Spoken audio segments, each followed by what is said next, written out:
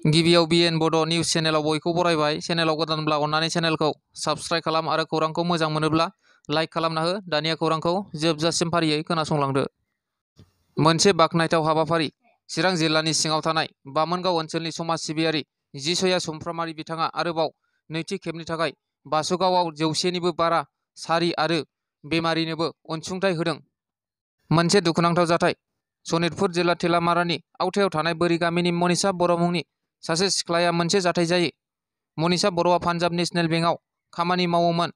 मोनथिनो मोननाय बादिब्ला जाथाया जाहैबाय थेलामारानि देबासिस कर मुंनि सासे सेंग्राया गोसो थोयोमोन। नाथाय हिनजावसाया गोसो थोनायखौ गारनो बिथोन होनायावनो तेजपुर नोगोरनि उषानगराव भारा थानाय रुमाव थांनानै जिनाहारि खालामनानै बुथारो होनना मोनथिहोयो पुलिस प्रशासना। लोगोसे पुलिसआ मोनथिहोनाय बादिब्ला दासिम 3 दायनिगिरिखौ हमनो हायो होनना बुंथियो। मैया मोसौ बैसागुमोन। मोसौ बैसागुनि सानखालिनो बरपेटायाव मोनसे जाथाय जायो। मोसौ थुखैनो थांनायावनो सासे सुबुंनि जिउ गोमायो। बे जाथाया बरपेटानि हाउलिनि पराबराल गामियाव जादों। मुङा सान्तानु नाथ। सासेल' फिसाज्लामोन होनना मिथिनो मोन्दों।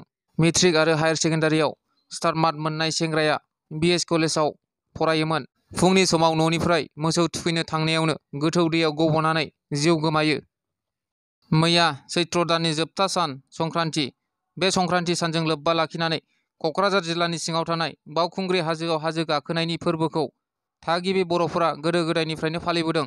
देग्लायबो सिगां बोसोरफोरनि बादिनो नुनो मोन्दों गोबां सेंग्रा सिख्ला बोराय बुरै गथ' गथायनि होंगो दोंगो जानायखौ। गुबुन गुबुन ओनसोलनि सुबुंफोरा हाजो गाखोनो फैनायखौ नुनो मोन्दों होनना थुनलाइगिरि अनजु नार्जारि बिथाङा खौरांगिरिनि सिगाङाव बुङो। दिनैनि खौराङा बेखिनियानो। गोजोन्थों।